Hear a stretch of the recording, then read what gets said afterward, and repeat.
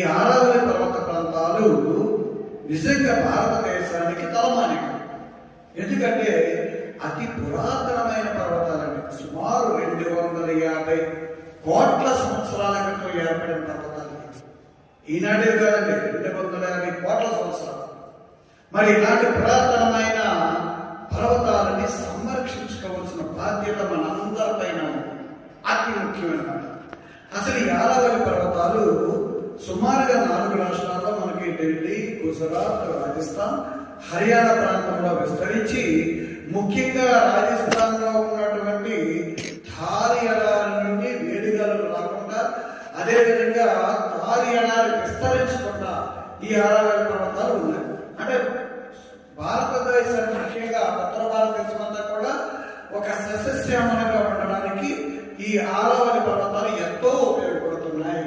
అందుకొరకు ప్రభుత్వం, మన కేంద్ర ప్రభుత్వం కానీ రాష్ట్ర ప్రభుత్వం కానీ ఏం చేశారంటే 1990, 2009 2 సార్లు ఈ మల్టీ ఏజెన్సీని ఏర్పాటు చేశారు. ఎందుకంటే ఆరావళి పర్వతాల యొక్క విశేషం దెబ్బతినకుండా, అక్కడ వన్యప్రాణులకు ఏ విధమైన హాని కలగకుండా, పర్వతాలు ఎప్పుడూ నిత్యం పచ్చగా ఉండే విధంగా, ఏ విధంగా అక్రమదారులు అందులోకి చొరబడకుండా ఉండడానికి, మైనింగ్ విషయంలో అక్రమదారులు వెళ్ళి ఈ యొక్క దాని స్వరూపాన్ని పాడు చేయకుండా చేయడానికి ఏర్పాటు చేశారు. కానీ సర్వమామూలే ప్రభుత్వం ఏర్పాటు చేస్తుంటుంది, ఉదాసీనత వ్యవహరిస్తూ ఉంటుంది అన్నమాట. కారణం ఏంటంటే అనేక రకమైన సమస్యలు, పాలిటిక్స్ ఇలాంటివన్నీ కూడా రావడంతో ఏమవుతుందంటే తప్పనిసరిగా ఏర్పాటు చేసినవన్నీ కూడా పోతాయి అన్నమాట.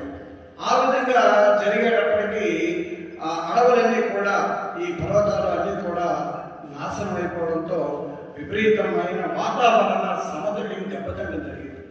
అందరికీ నమస్కారం అండి. ఇక్కడ కూర్చున్న ప్రతి ఒక్కరికి, పార్టిసిపెంట్స్కి, అలాగే లిజనర్స్ ఎవరైతే ఉన్నారో వాళ్ళందరికీ, అలాగే ఎవరైతే న్యాయ నిర్ణేతగా ఉన్నారో సార్కి కూడా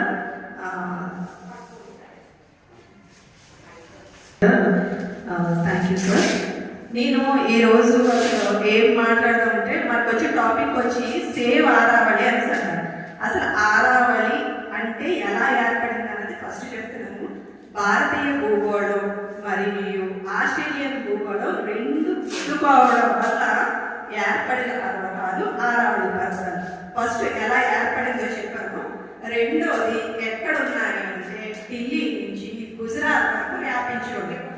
ఎలా ఏర్పడ్డాయి, ఎక్కడ ఏర్పడ్డాయి, అది second point. Next third point వచ్చి అసలు దీన్ని ఇప్పుడు ఇంత ఎందుకు ఇష్యూ జరుగుతుంది, సేవ్ ఆరావళి అంటే ఏంటి అని చెప్పేసి అంటే, ఈ ఆరావళి అన్న పర్వతాలు ఉండడం వల్ల మెయిన్ మనకు వచ్చే లాభం ఏంటి అని అంటే, ఆ పర్వతాలు ఎప్పుడైతే అక్కడ గ్రీనిష్గా ఉన్నాయో అక్కడ పశుపక్షాదులు అన్నవి చాలావి అక్కడ ఉండడానికి అవకాశం ఉంది.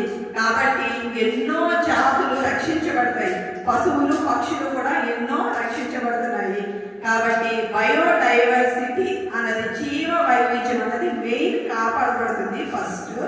సెకండ్ వన్ వచ్చి అక్కడ ఎంతో ఖనిజ సంపద ఉంది. ఖనిజ సంపదను కూడా మనం సంరక్షించుకోవడానికి అవకాశం ఉంది.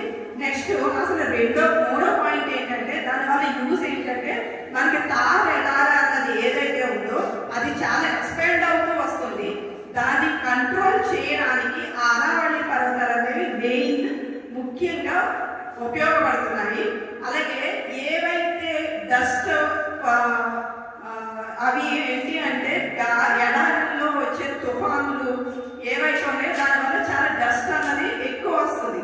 అవన్నీ కూడా ఇది ఏం చేస్తుందంటే, ఈ ఆరావళి పర్వతాలు వాటిని ప్రొటెక్ట్ చేసి, ఎయిర్ పొల్యూషన్ లేకుండా చేసి, ఆ ఎయిర్ని క్లీన్గా చేసి ప్రజలకు అందించడం జరుగుతుంది. అలాగే నదులు ఏవైతే ఉన్నాయో ఆ నదులన్నిటికీ కూడా ఉద్భవించడానికి స్టార్టింగ్ పాయింట్ కింద ఆరావళి పర్వతాలు అనేవి మనకి ఉంటుంది. నెక్స్ట్ ఇప్పుడు జరిగేది సేవ్ ఆరావళి అన్నది ఎందుకు వచ్చింది అని అంటే, మెయిన్ రీజన్ ఏంటంటే, ఇప్పుడు కొత్తగా సుప్రీంకోర్టు ఏదైతే ఉందో వాళ్ళు ఏం చెప్పారు అని అంటే, 100 మీటర్లు తక్కువ ఉన్న ఎత్తు తక్కువ ఉన్న అన్నింటినీ కూడా ఆరావళి పర్వతాలుగా గుర్తించాల్సిన అవసరం లేదు అని చెప్పేసి సుప్రీంకోర్టు తీర్పిచ్చింది. దీనివల్ల ఏం జరుగుతుంది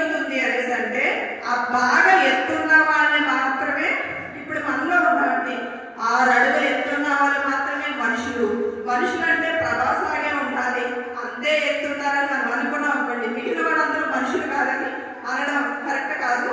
అలాగే ఇప్పుడు ఏం చేసింది అంటే ఈ చిన్న పర్వతాలు ఏవైతే ఉన్నాయో వాటన్నిటినీ కూడా వాళ్ళు టేకప్ చేయట్లేదు, గుర్తించట్లేదు ఆరావళి పర్వతం కింద. కాబట్టి వాటన్నిటిని మైనింగ్ అప్పగించి వాటిని తగ్గుకోవడానికి చాలా మందికి అవకాశం ఇస్తున్నారు. కాబట్టి వాటన్నిటిని మనం చేయాల్సిన పని ఏంటంటే జనరల్గా అవేర్నెస్ అనేది క్రియేట్ చేసి అందరిలో ఉద్యమాన్ని తీసుకొచ్చి దాని యొక్క వాల్యూ ఏంటన్నది ప్రజలకు చెప్పి దాన్ని సంరక్షించుకోవాల్సిన బాధ్యత మనందరిపైన ఉంది. Thank you sir.